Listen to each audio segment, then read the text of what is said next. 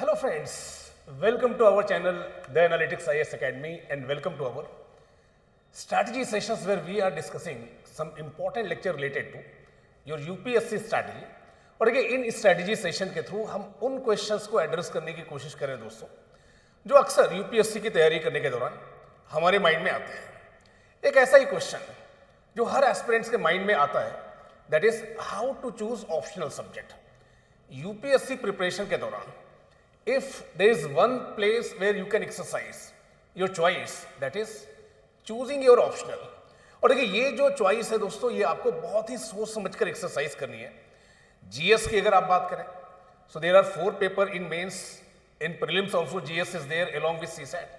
देखिए ये सबके लिए सेम है दोस्तों, एसे का पेपर है, लैंग्वेज के क्वालिफाइंग पेपर है। These things are same for everywhere, for everyone. So there is no choice that you can exercise in these things, but optional decide करना, देखिए रियली में ये एक ट्रिकी मामला है जहाँ पर आपको अपनी चॉइस एक्सरसाइज करनी है। और यूपीएससी अपनी तरफ से दोस्तों एक लिस्ट ऑफ ऑप्शनल सब्जेक्ट्स आपको प्रोवाइड करते हैं जिसमें से कोई भी ऑप्शनल आप चूज कर सकते हैं।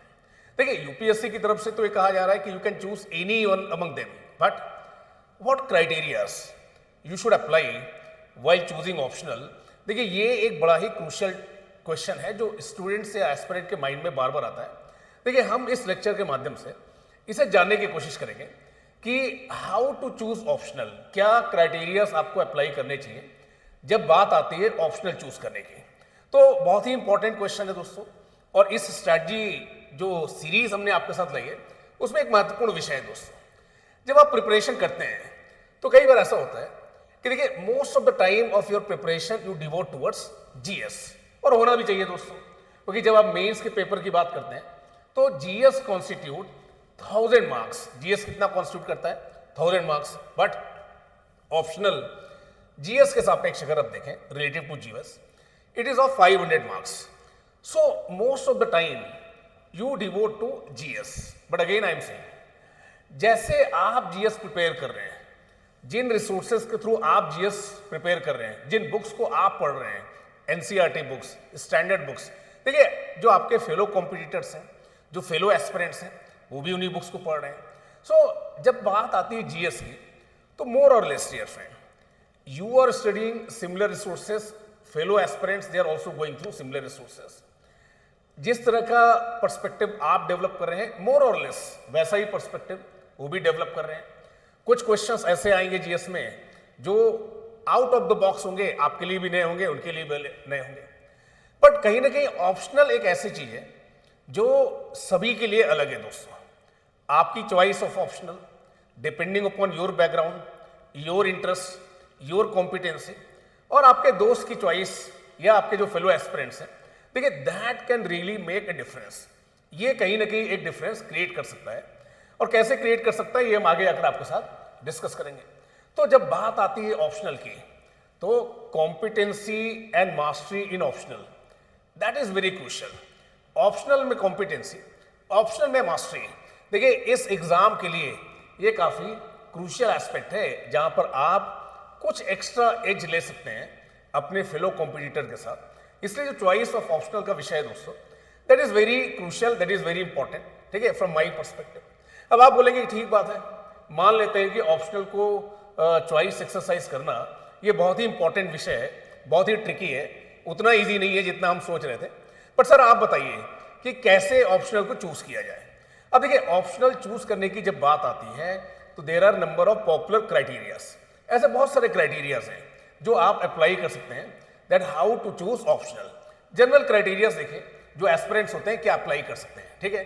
तो ये जो लिस्ट ऑफ ऑप्शनल्स है यहां पर आप देख सकते हैं यूपीएससी की तरफ से एक लिस्ट ऑफ ऑप्शनल आपको दी जा रही है। एग्रीकल्चर है, बॉटनी है, केमिस्ट्री है, अल्फाबेटिकल ऑर्डर में अरेंज है दोस्तों। इनमें से कौन सा विषय लिया जाए, जिस विषय में आपने ग्रेजुएशन की है, पोस्ट ग्रेजुएशन की है, वो विषय लिया जाए, वो ऑप्शनल लिया जाए, या किस विषय में आपका इंटरेस्ट है वो सब्जेक्ट लिया जाए। तो देखिए इस तरह के बहुत सारे डाउट स्टूडेंट्स के माइंड में आते हैं कि कौन सा ऑप्शनल सब्जेक्ट उसे चूज करना चाहिए। और देखिए ये कुछ पॉपुलर क्राइटेरियाज हैं जो जनरली हमारे माइंड में आते हैं। पहला कि जो सब्जेक्ट हमारा ग्रेजुएशन में रहा है वो सब्जेक्ट ले लेते हैं। इसके साथ तो हम काफ़ी फेमिलियर हैं। फिर सडनली हमें लगता है कि ग्रेजुएशन में तो हमने ये सब्जेक्ट ऐसे ही ले लिया था, उस समय हम इतने मैच्योर नहीं थे, और 3 साल या 4 साल के दौरान हमें लगा भी कि देखिए हमने सही चॉइस एक्सरसाइज नहीं की, तो क्या ये क्राइटेरिया से जाना चाहिए। फिर बात आती है इंटरेस्ट की। हाँ, आपने साइकोलॉजी पढ़ी, थोड़ा सा बड़ा इंटरेस्टिंग लगा, सोशोलॉजी आपने पढ़ी, वो भी इंटरेस्टिंग लगा, जब आप फिलॉसफी पढ़ने गए वो भी आपको इंटरेस्टिंग लगा। तो देखिए interest is very subjective dear friend. Interest क्या है, बहुत सब्जेक्टिव होता है, और हो सकता है कि देखिए आपका इंटरेस्ट हो बट आप उसमें अच्छे मार्क्स ना ला पाए, ऐसा भी हो सकता है, ठीक है। तो देन गाइडेंस अवेलेबल, देखिए ऐसा सब्जेक्ट जिसमें अच्छा गाइडेंस अवेलेबल है, हाँ अच्छे टीचर्स हैं, हाँ रिफाइंड मटेरियल अवेलेबल है, कई बार ये क्राइटेरिया भी बच्चे क्या करते हैं, यूज करते हैं। देन टॉपर्स कहाँ से आ रहे हैं, रैंकर्स चॉइस क्या है, अच्छा इस ऑप्शनल से टॉपर आ रहे हैं तो इसी ऑप्शनल को क्या करते हैं, ले लेते हैं, ये भी एक क्राइटेरिया बच्चे यूज करते हैं। देन जीएस में कितनी मदद कर सकता है, हाँ ये वो सब्जेक्ट है जिसकी मदद से हम जीएस का पेपर 2 पूरा कर सकते हैं, जीएस का पेपर 1 पूरा कर सकते हैं, जीएस पेपर 1 में इस ऑप्शनल से बहुत सारा इंपॉर्टेंट एरिया। तो देखिए in this manner dear friend, हाँ इस ऑप्शनल में मेरे दोस्त हैं तो पीयर, हाँ so these are the popular criterias. ये कुछ पॉपुलर क्राइटेरियाज हैं जिनका यूज करके जनरली स्टूडेंट्स एक चॉइस अपनी बनाते हैं कि they should go for this particular optional. और देखिए आई एम नॉट सेइंग कि ये जो क्राइटेरियाज है गलत क्राइटेरियाज है, बट कई बार क्या होता है कि देखिए हम रॉन्ग क्राइटेरियाज अप्लाई कर लेते हैं, ठीक है, हम रॉन्ग क्राइटेरियाज अप्लाई कर लेते हैं या रॉन्ग स्ट्रैटेजीज से चले जाते हैं। अब देखिए if these are the popular criterias on the basis of which you are going to choose your optional, so what can be the wrong strategies. Wrong strategies दोस्तों कई बार हो जाती हैं कि ये पर्टिकुलर जो ऑप्शनल है ये आपको जीएस में काफी मदद करने वाला है। Again I am saying dear friend, GS का जो अप्रोच है दैट इज डिफरेंट, ऑप्शनल का जो अप्रोच है दैट इज डिफरेंट।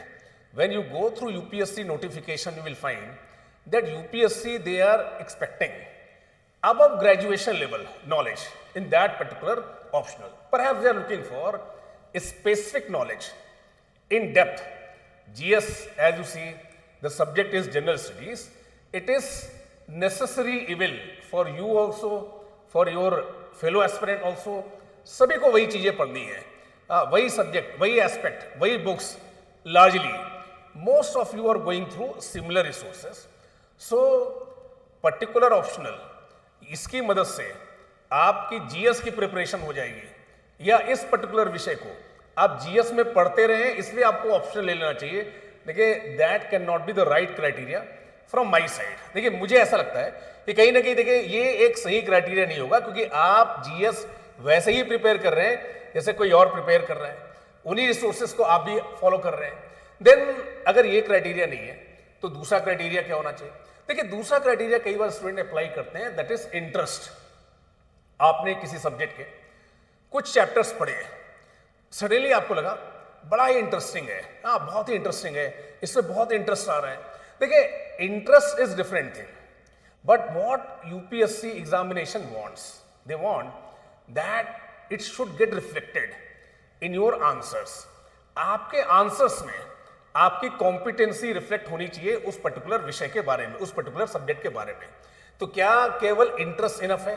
नहीं दोस्तों, कॉम्पिटेंसी और mastery over that optional is very important, and that competency you have to show in examination hall through your answers, through your expression. आप subject को जानते हैं बट आप उसमें अपने आप को एक्सप्रेस नहीं कर पा रहे हैं, अच्छे आंसर्स नहीं लिख पा रहे हैं, आपको लग रहा है कि मैं पढ़ सकता हूं बट इसको बारे में लिख नहीं सकता, शायद वो आपकी मदद नहीं कर पाएगा वो विषय दोस्तों। देन सबसे इंपॉर्टेंट पार्ट जो मुझे ऐसा लगता है, जो कई बार हम एज ए एस्पिरेंट इग्नोर करते हैं दोस्तों, यूपीएससी का नोटिफिकेशन आया है और यूपीएससी का नोटिफिकेशन 2 दिन पहले ही आया है दोस्तों। इस नोटिफिकेशन को जब आप पढ़ते हैं तो लार्जली आपका पूरा फोकस प्रीलिम्स में रहता है और मेंस का बस आप सिलेबस देखते हैं। बट ऑप्शनल को लेकर देखिए यूपीएससी क्या बोल रहे हैं। यूपीएससी कह रहे हैं कि ऑप्शनल को लेकर they are saying that what they are expecting that in optional paper they are expecting your knowledge above graduation level and below post graduation level. So perhaps आप ऑप्शनल की चॉइस एक्सरसाइज कर रहे हैं depending upon कि कितना material available है, कितने YouTube lectures available है, कितना गाइडेंस अवेलेबल है, कितने टॉपर्स इस ऑप्शनल से निकल रहे हैं इन ग्राउंड्स पर। तो देखिए आपकी जो एनालिसिस है ये सरफेस एनालिसिस है, ये इजी ऑप्शनल है, इसमें मल्टीपल रिवीजन हो सकते हैं, बहुत ही शॉर्ट है। But UPSC they are looking for depth.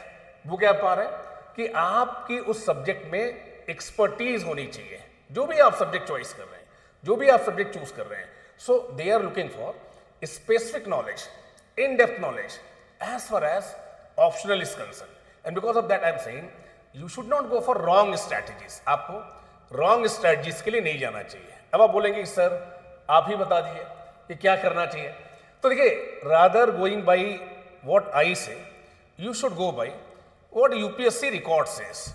और देखिए ये यूपीएससी की एनुअल रिपोर्ट है जो 2020 के आसपास आई थी, अभी 2025 चल रहा है, और पिछले 3-4 सालों में भी लगभग ऐसा ही पैटर्न है दोस्तों। तो अगर आप इस पैटर्न को देखेंगे जो यूपीएससी ने 2021 में पब्लिश किया दोस्तों, कि distribution of candidate who appeared विज़ recommended by a particular optional subject. यहां पर आप देख सकते हैं एंथ्रोपोलॉजी से 1159 लोग अपीयर हुए, जिसमें से 90 लोगों का सिलेक्शन हुआ है।